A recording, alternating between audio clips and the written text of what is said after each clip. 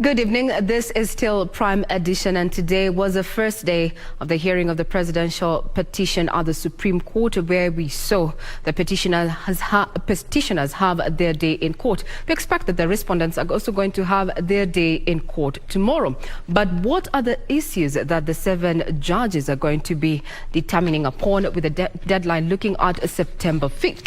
Let's have a look at the 9 key issues.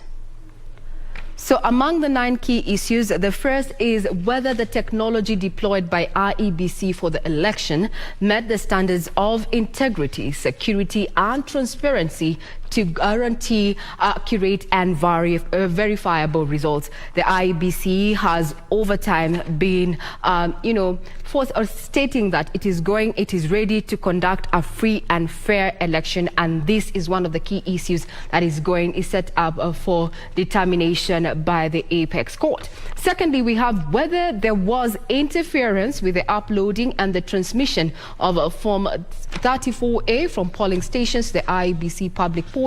And thirdly, whether there was a difference between Forms 34A uploaded on the IEBC public portal and the Forms 34A received at the National Tallying Center and Form 34A issued to agents at the polling stations. This may be informing why we're having currently the scrutiny of ballot boxes from at least 15 polling stations, with the timelines earmarked for tomorrow at 2 p.m.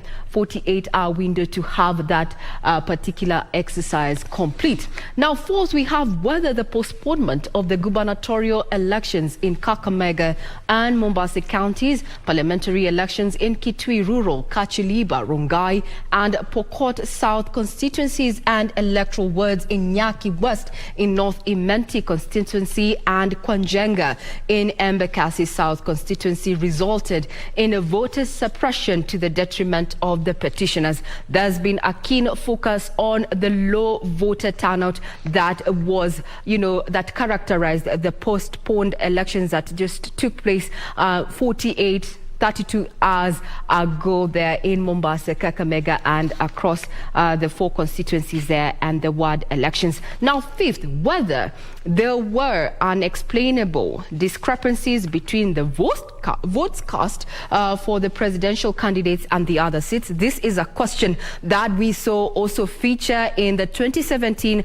presidential petition. It has come up for debate once again and litigation as one of the 9 key issues that the Supreme Court will be considering in the presidential petition 2022.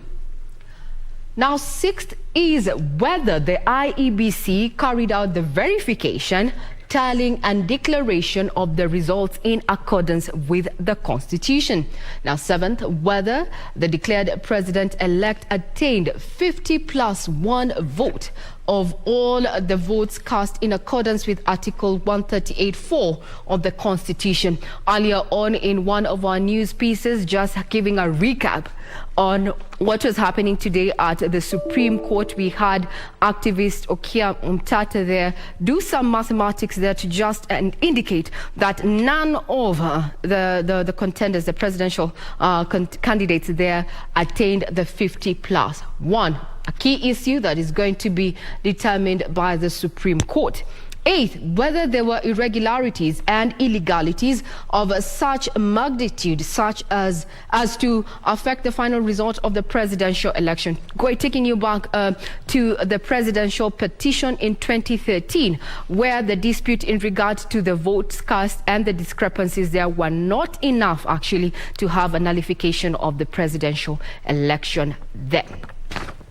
And last but not least, we have the final issue there. Those are just 9 key issues that the Supreme Court will be considering in this particular presidential petition. The timelines that we have so far are September 5th. Indeed, we will know where, or rather which direction the axe or the justice pendulum is going to favor.